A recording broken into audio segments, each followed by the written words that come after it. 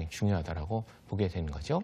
왜냐하면 이 설계도가 있어야, 이 기준의 설계도가 있어야 중간중간에 어떠한 활동을 할 수 있을지가 결정이 되게 되고요. 그다음에 탑다운 방식으로 위에서부터 이렇게 내려와야만 이 계열 선택이나 학과 선택이 자연스럽게 이루어질 수가 있게 되는 거죠.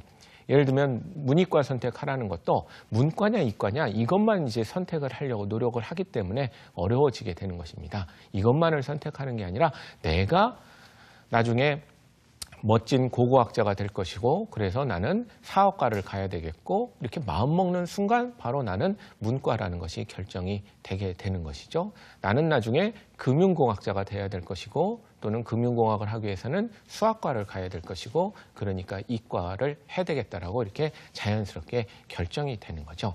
나는 나중에 호텔리어를 하고 싶은데 호텔리어를 하기 위해서는 우리가 특성화 고등학교를 갈 것이니까 나는 고등학교는 이쪽으로 가겠다. 이렇게 직업, 고등학교 종류, 학과, 계열 등이 선택을 하게 되는 겁니다. 이렇게 자연스럽게 선택할 수가 있어야 되는 거지, 그냥 문이과 선택, 수학 좋아하니까 이과, 수학 싫어하니까 문과, 이런 식의 결정은 전혀 도움이 안 된다는 것을 우리가 알아야 되는 거죠. 진로 성숙도를 기반으로 해서 이런 설계도를 그리는 것이 대단히 중요합니다. 그러면 이 설계도를 그리고 나서 이것이 우리 학교 생활과 어떤 연관관계가 있는가, 특히 부모님들이 관심이 있어하는 입시랑은 어떤 관계가 있는가, 그것을 알아야 되는데, 우리 현행 대학 입시 제도, 이제 입학 사정관 제도가 주요 제도가 되는데요. 그 제도상에서는 5단계의 어떤 진로 교육을 필요로 합니다. 첫 번째가 나는 어떠한 사람인가 적성을 파악하는 적성 파악 단계가 필요하게 되는 거고요. 우리 중3, 고1 정도의 가장 이상적인 시기라고 얘기를 하고 있습니다. 그 다음에는 이제 목표 설정 단계에 들어가야 되는 거죠. 내가 어떠한 목표를 갖고 적성을 기반으로 해서 어떤 직업 목표를 가져야 되겠다. 그러니까 그 직업에 도달하기 위해서는 어떤 학과, 어떠한 계열을 선택해야 되겠다. 이것을 목표 설정 단계라고 얘기를 하게 되는 거고요. 내가 경제학과를 이제 목표로 했으니까 그렇다면 학생부 상에서 어떠한 과목을 더 열심히 공부하고 선택할 것인가, 학업 설계 단계가 이루어지게 되는 거죠. 또 학업 설계 단계가 끝난 다음에는 우리가 활동 설계 단계가 돼야 됩니다. 활동 설계라는 것은 내가 경제학과를 목표로 하니까 동아리 활동은 뭘 할 것이고, 봉사 활동은 어떤 것을 할 것이고, 그다음에 독서 활동은 무엇을 또 열심히 읽을 것인지, 경제학과에 맞는 그런 활동들을 목표, 경제학과라는 목표가 있기 때문에 쭉 정할 수가 있게 되는 거죠.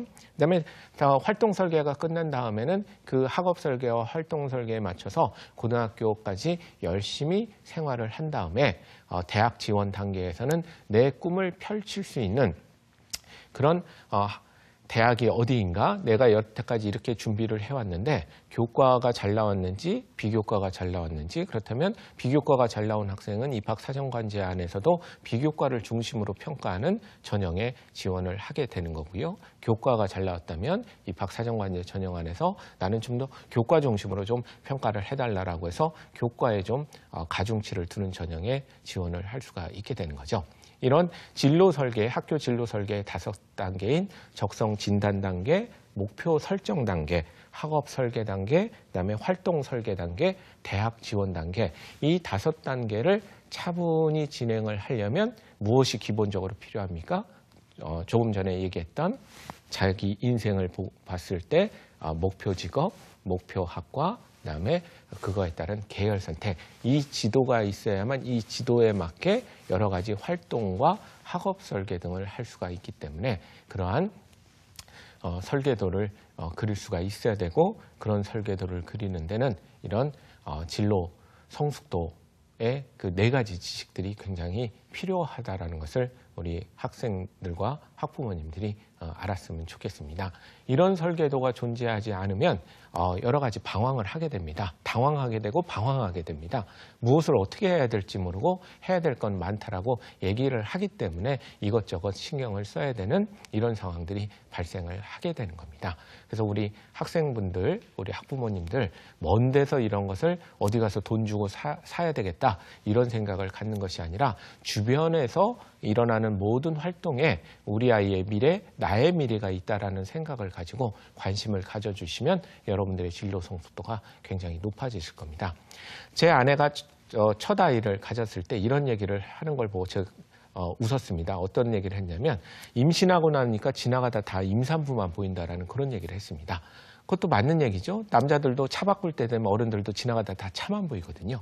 세상은 원래 그 비율 그대로 있었는데 내가 뭐에 관심이 있느냐에 따라 보여지는 게 달라지게 되는 거죠. 일상의 생활은 똑같습니다. 그 안에서 나의 미래가 있다는 생각을 가지고 주변을 보게 되면 굉장히 많은 정보들이 여러분들 머릿속으로 쏙쏙 들어가서 나의 미래를 멋지게 설계할 수 있는 근간이 될 수 있다는 생각을 가지고 주변을 한번 열심히 살펴보시기 바랍니다. 이상으로 강의를 마치겠습니다.